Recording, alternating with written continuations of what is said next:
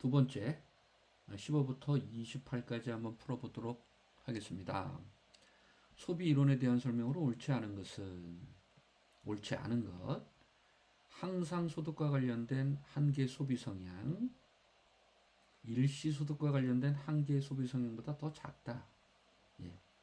항상 소득에서 한계 소비 성향은 항상 소득과 관련되어 있는 것만 이야기하는 겁니다.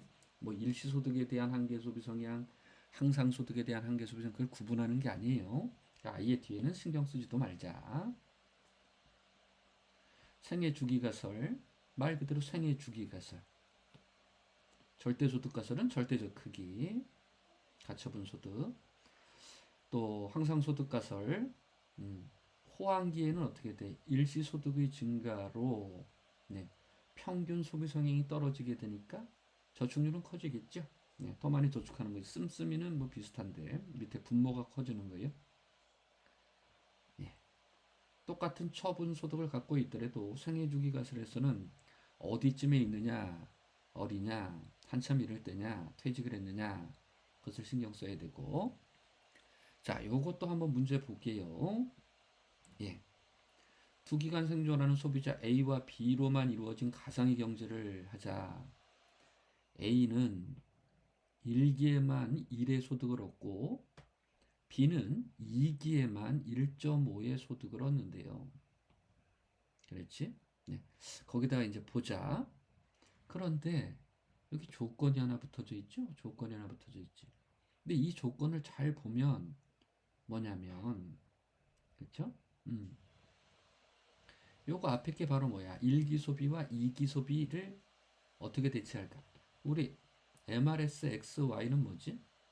XJ 하나랑 YJ와 몇 개를 대체할까? 이런 거잖아요. 그죠? 그럼 C1분의 C2는 뭐가 되는 거야? 1기 소비와 1기 소비 한 단위와 2기 소비 몇 단위를 대체할까라는 거라고요. 예. 그것이 바로 뭐라는 거야? MRS 1, 2가 되는 거지. 2기 소비로 표현하는 1기 소비의 한계 대체율이라고요. 그쵸? 그 값이 1 플러스 R이라고 했고, 기회비용은 뭐야? 1 플러스 R이라고. 그리고 이게 같은 거죠? 예. 그러니까 이거는 결국 뭐가 되는 거야? 한계 대체율과 기회비용이 같다라는 조건을 준 겁니다. 맞지, 그지? 예. 이렇게. MRS와 1 플러스 R이 같다라는 조건을 준 거고요. 예. 그러니까 예산선 위에서 선택을 한다는 얘기지. 그렇죠? 예. 그리고 다른 건 안 붙어 있잖아요. 그죠? 다른 건 안 붙어 있어.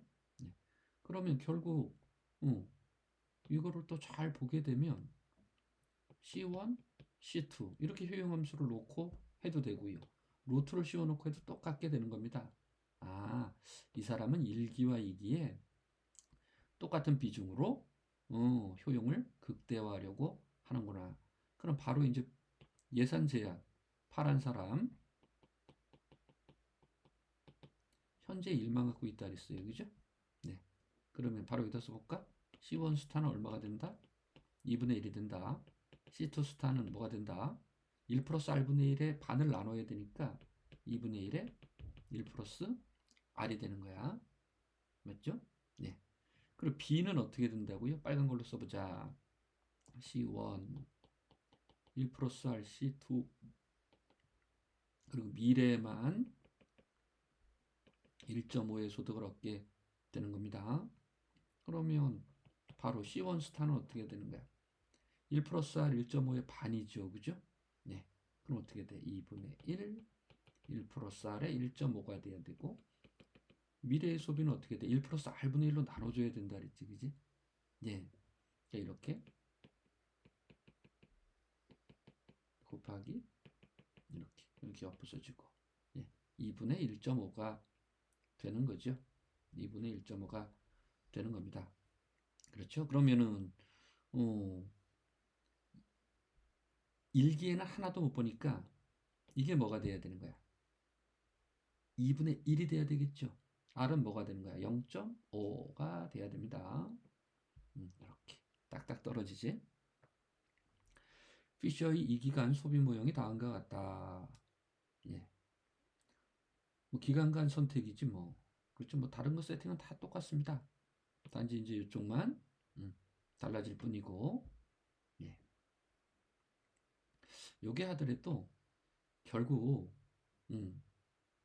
요거 빨리 하는 분들은 이렇게 합니다. C1 곱하기 C2의 1 플러스 5분의 1 이렇게요. 네. 전체 중에서 어떻게 되는 거야? 여긴 1이 있잖아. 예. 요 비율대로 효용을 극대화하는 겁니다. 그럼 이렇게 쓰면 되네. C1 스타는 어떻게 돼? 1 플러스 5분의 1 중에 1 그리고 미래의 소득 현재의 소득 같이 한 거 이렇게 쓰면 되죠. 네. 그럼 이건 어떻게 될까? 1 플러스 로분의 1에다가 1 플러스 로분의 1 요 비율대로 예.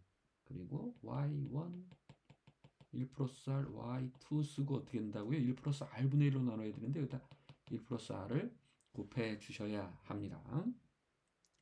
자, 다른 조건이 일정하다면 시간 선호율이 시장 이자율보다 크다. 시간 선호율 여기로 그렇죠? 예. 그것이 시장의 이자율보다 크다라면 어떻게 되는 거야?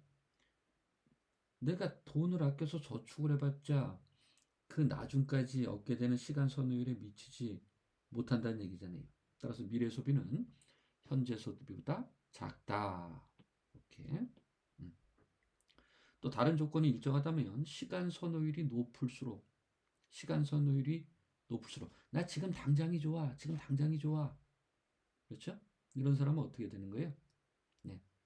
미래 소비에 비해 현재 소비 생애용에 대한 상대적 영향이 커진다. 지금이 좋다는 얘기지. 현재 소비. 다른 조건이 일정하더라면 시장 이자율이 상승할수록 효용을 극대화하는 미래 소비 증가율은 상승한다. 여기 뒤에 이제 1 플러스 R이 붙어 있잖아요. 앞에는 나눠인 걸로 하는 거니까 맞고요. 4번은 뭐가 잘못되어 있는 거냐? 시간 선호율이 높다. 나는 지금, 그죠? 네.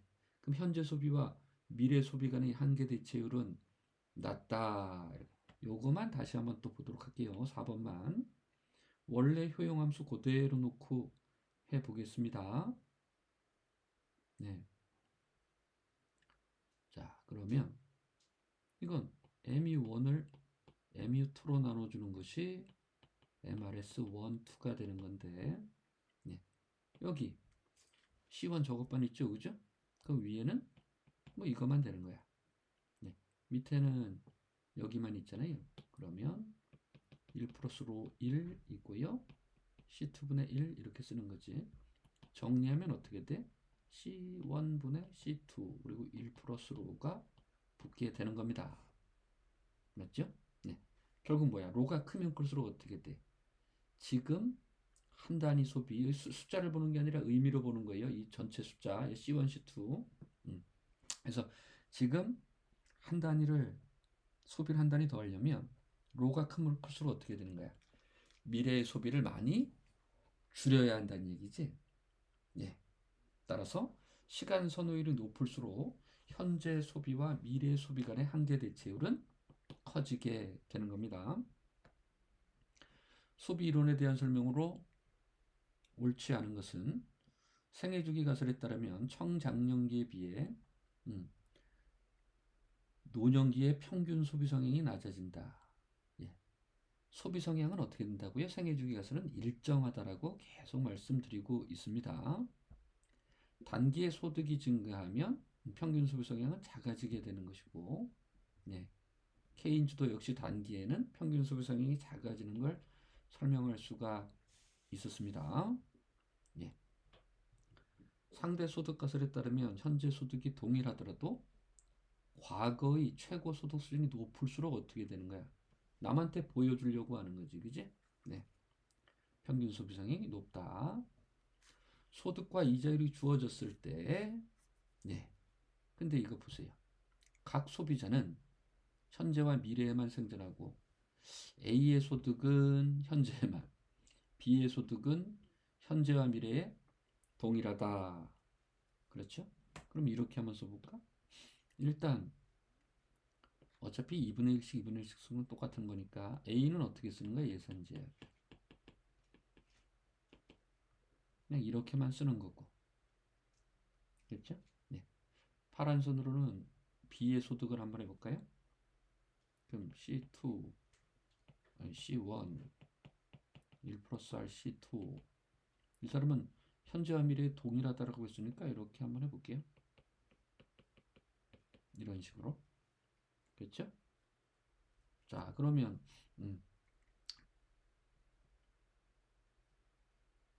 해보자. 그리고 나서 정리를 한번 해보자고요. 똑같은 문제가 계속 나오니까. C1 스타는 어떻게 된다고요? 2분의 1 y가 되는 것이고 바로 기계적으로 2분의 1 y를 남겼으니까 어떻게 되는 거야? 1 플러스 r 원금과 이자율을 받아가지고 소비를 할 수가 있는 거지. 예. 그러면 여기도 이제 정리를 한번 하자고요. 1 플러스 r이니까 여긴 이렇게 1 플러스 r, 2 플러스 r 맞죠? y 플러스 1 플러스 r분의 y니까 여기 1 플러스 r이 있어가지고 더해지면 2 플러스 y가 된다. 뭐 이렇게도 되죠, 그죠? 네. 그리고 여기에 소득이 붙는 거니까 그러면 이때 C1 스타는 어떻게 되는가요? 2에 1 플러스 r, 2 플러스 r, y가 되는 거고 C2 스타는 어떻게 된다고요? 2에 1 플러스 r, 2 플러스 r, 그렇죠? 그리고 y가 있고 여기다가 1 플러스 r을 곱하는 거지, 그치? 이렇게 싹싹 없어지네요. 예. 따라서 2분의 2 플러스 r, y가 되는 거고. 예. 한번 해보자고요. 옳은 것을 찾으라 그랬잖아요, 그치? 소비자 A의 C1은 반드시 증가한다. 이자율 상승. 네. 여기 소비자 A의 C1은 이자율과 아무 상관도 없어요. 근데 이자율이 높아지면 미래의 소비는 어떻게 되는 거예요? 반드시 증가한다. 이거는 맞죠, 그죠? 예. 맞지? 자, 그런데 이제 3, 4, 5는 3, 4, 5 중에 소비자 B의 이거 보세요. 이자율이 상승하면 어떻게 되는 거야? 네. 소비자 B의 C2는 여기 뒤에 붙는 거예요. 이 숫자상으로는 뭐 어떻게 돼요? 커지는 것처럼 보이지, 그지? 소득 효과, 대체 효과 이렇고요. 네. 그럼 다시 한번 소비자 B만 한번 다시 한번 살펴보자. 일단 3번부터 해결해 보자. 3번은 지금 어떻게 되는 거예요? 현재만 소득이 있으면 어떻게 돼? 무조건 저축자지, 저축자. 저축자. 이자율이 상승하면 대체 효과는 현재 소비를 줄이려고 하겠죠. 이건 틀렸고 요것만 해놓고 이제 소비자 B 다시 한번 써볼게요. C1 1 플러스 R C2 그리고 Y가 있고 B의 소득 현재와 미래 동일하다라고 돼 있으니까 1 플러스 R에 Y 쓰고 이 이야기는 1 플러스 R에 2 플러스 R에 Y 한 것하고 똑같은 거고 네. 그러면 C1 스타는 어떻게 된다? 2에 1 플러스 R 2 플러스 R Y가 되는 거고 C2 스타는 어떻게 돼요? 똑같지만 어떻게 되는 거예요? 똑같지만 1 플러스 R을 곱해야 되는 거지. 네. 그래서 어떻게 된다? 2분의 2 플러스 R Y 이렇게 되는 거죠. 됐습니다. 자, 그러면 소비자 B의 C2는 반드시 증가한다. 이자율이 상승할 때 이 숫자상으로는 어떻게 돼요? 이 숫자상으로는 여기 R이 커지니까 커지죠, 그죠? 그래서 요거는 조금 문제가 있다. 문제가 있다.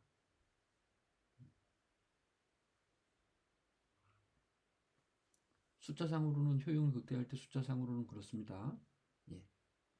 그런데 만약에 이 사람이 저축자였다. 또는 뭐 차입자였다. 뭐 이런 걸 생각하면 반드시 증가하지 않을 수도 있겠죠. 그렇죠? 왜냐면 이 사람이 땡겨 쓰고 있었다고 한번 생각해봐. 땡겨 쓰고 있었다. 그렇죠? 예. 그러면 이자율이 상승할 때 오히려 줄일 수도 있잖아요.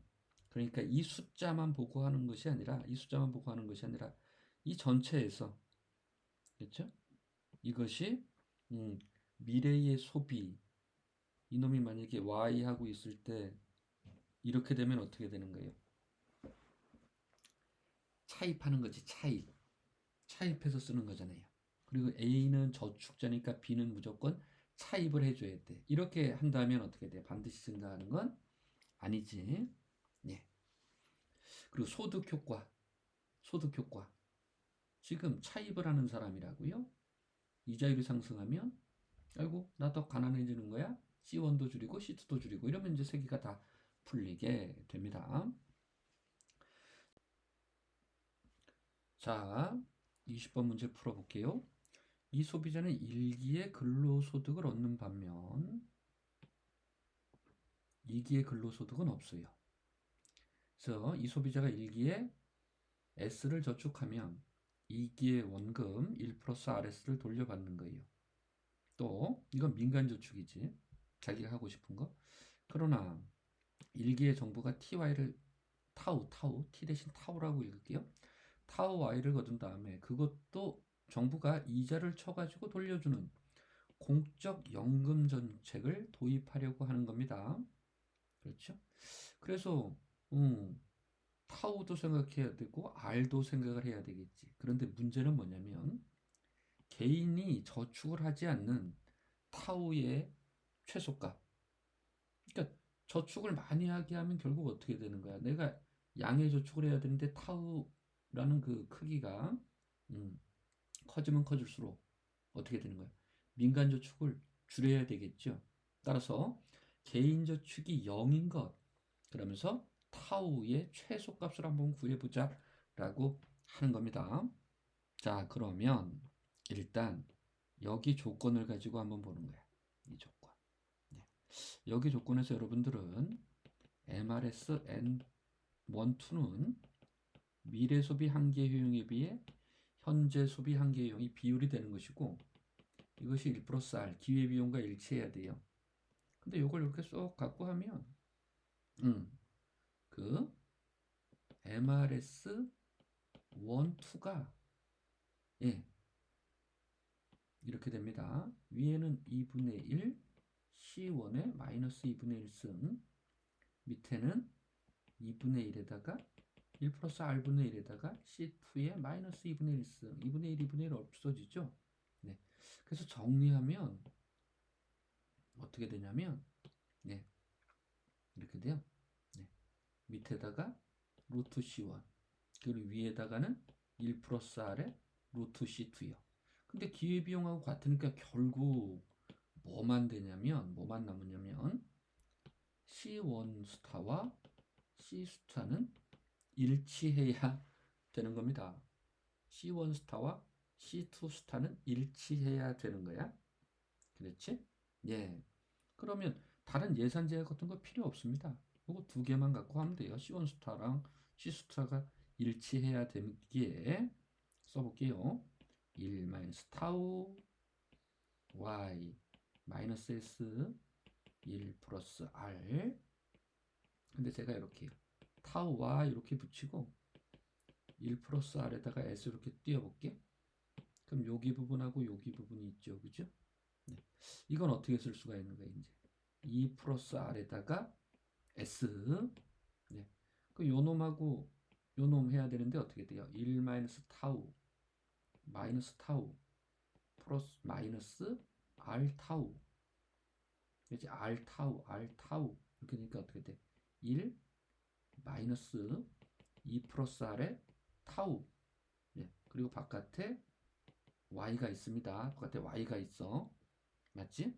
자, 여기서 이제 정신을 바짝 차려야 돼. s는 그렇죠? 네. 봐봐. 여기 밑에 2 플러스 r분의 1이 있고 뒤에는 타우만 남고 이것이 y가 되는 거야. 근데 이것이 저축을 하나도 안 한다 또는 민간에서는 좀 땡겨 쓰겠다 이렇게요. 그럼 여기 보세요. 타우 값은 요놈보다 어떻게 돼? 타우 값이 크면 어떻게 된다고요? 양의 저기 저축을 안 하는 거지. 근데 타우가 이렇게 2분의 1보다 작으면 어떻게 되는 거예요? 2분의 1보다 작다. 그럼 어떻게 돼? 양의 저축을 하는 거지. 따라서 저축을 하지 않으려면 그렇죠? 이게 전체가 음수가 되어야 되니까 타우 값은 2 플러스 r분의 1보다 커야 되는 거지. 그럼 최소 값은 뭐가 되는 거야? 2 플러스 r분의 1이 되는 겁니다. 예, 고생들 하셨어요. 다음 문제 또 풀어봅시다. 두 기간에 걸쳐 소비를 결정한다. 자, 이것도 뭐 똑같은 문제죠. 이렇게. 네, 그리고 밑에 보면 2분의 1씩 2분의 1씩 쓰는 걸 알 수가 있습니다. 근데 뭘 찾는다? 이런 거야. 자, 근데 이 문제 똑같이 풀어봤는데 이자율이 하락한다. 그런데 어떻게 해야 돼요? 저축자일 수도 있고 차입자일 수도 있고 이런 얘기를 다 바꾸면서 해야 돼. 자, 그래서 다시 한번 할 때 만약에 저축자이다. 그렇죠? 저축자에게 이자율이 상승한다. 이제 하락이지, 하락. 문제가 하락이라고 주어져 있으니까. 자, 저축자에게 이자율이 하락하면 어떻게 돼요? 대체 효과로는 지금 더 쓰고 미래에 덜 쓰자. 그럼 소득 효과는 어떻게 돼? 저축자에게 어떻게 되는 거예요? 이자율이 감소한다면 내 소득이 줄어들게 되는 거야. 오늘도 줄이고 내일도 줄여야 된다고요. 맞지? 네. 따라서 저축자일 때는 미래 소비는 반드시 줄어들지만 대체 효과 소득 효과 중에 음, 어떤 것이 커질지 모르니까 얘는 함부로 말할 수가 없죠. 네. 따라서 벌써 두 개가 답이 날아가지. 여기 C1 소득 효과로는 C1을 줄여야 되는 겁니다. 여기 나와 있죠. 네. 거기다 대체 효과는 어떻게 되는 거야? 대체 효과로 C1을 늘리는 거지 이자율이 하락했으면 벌써 다 틀리죠. 네. 그리고 언제나 이것이 성립하는 것이 아니라 현재 소비 현재 가치가 똑같아야 되는 거지. 그래서 이거 우리 앞에서도 계속 풀어봤으니까 바로 기계적으로 한번 해볼까요? C1 스타는 2분의 1에 Y1 플러스 1 플러스 R에 Y2 이렇게 돼야 되지. 그리고 C2 스타는 2분의 1 Y1 플러스 1 플러스 R Y2는 똑같지만 여기에 1 플러스 R이 붙게 되는 겁니다. 네. 값이 똑같은 게 아니지, 그지? 예. 현재 가치로 했을 때만 똑같게 되는 거니까 C2는 반드시 감소하는 거 맞고요. 다음 소비 함수에서 불규칙 보행가설. 네. 항상 어떻게 된다? 내가 일기에 예상하는 미래의 소비는 네. 이렇게 된다라는 거. 소비 이론에 관한 설명으로 옳지 않은 것은 임의 보행 가설에 따르면 소비의 변화는 어떻게 돼? 예측할 수가 없는 거죠. 예. 기대는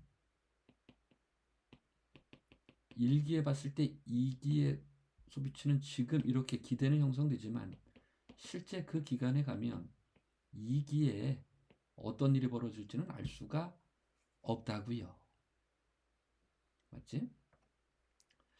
자, 그러면 또 갑의 현재 소득 1000, 미래 소득 300, 현재 부가 200이 있다. 이자율이 2%다. 이건 바로 푸는 거예요. 현재 소비가 300이라면 200 저축한다는 얘기지. 그리고 어떻게 돼? 200 부 가지고 있는 거지. 이자율을 하면 여기다가 1.02 1 더하기 2%니까 1.02지 02 0.02 이거. 그리고 미래에 보는 거 300 하면 어떻게 돼요? 400에다가 2% 408 그리고 300을 더하면 708 되고, 소비 이론에 관한 설명으로 옳지 않은 것은 향상소득 이론에서 일시소득의 한계 소비 성향은 한계 소득의 한계 소비 성향, 이런 거는 앞에서 다 했잖아요. 이거 바로 아니야. 한계 소비 성향은 항상 소득에 대한 한계 소비 성향만 이야기하는 겁니다. 소비 이론에 대한 설명으로 옳은 것을 골라보자. 장기 소비 행태는 설명할 수 없는 거죠. 단기만. 쿠즈네츠 분석이요. 단기에는 케인즈 이야기가 잘 떨어지지만 장기에는 적용이 안 되는 거지. 또 항상 소득 가설에 따르면 임시소득의 비중이 커지면 커질수록 소득이 커지는 거잖아요. 하지만 항상 소비는 변화가 없으니까 평균 소비 성향은 떨어지게 되는 거고요. 생애 주기 가설에 따르면 평균 소비 성향, 그렇죠? 전체적으로 소비는 평탄화하는 거지만 어릴 때건 또는 나이 먹었을 때는 소득이 작죠. 그러니까 평균 소비 성향이 클 수밖에 없는 거지. 하지만 청장년기에는 쓰는 건 똑같은데 소비의 평탄화, 버는 건 많다고요. 따라서 평균 소비 성향은 작다. A국 정부는 영구히 소득세율을 5% 인상하기로 했다고요. 그러면 내가 내는 게 어떻게 되는 거야? 세금만큼 어떻게 돼? 내 처분 가능 소득이 매년 다 줄어들게 되는 거지.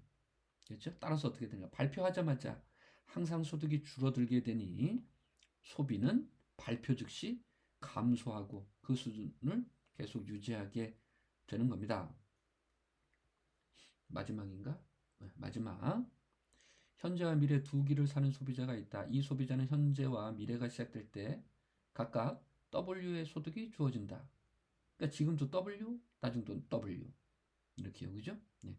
현재 금융시장에서 차익과 저축이 모두 가능하며 현재 소비와 미래 소비는 모두 정상제이다.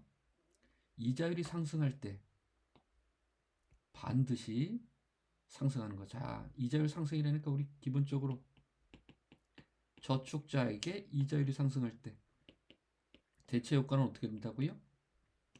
지금 소비 줄이고 미래의 소비를 늘리려고 하는 거야?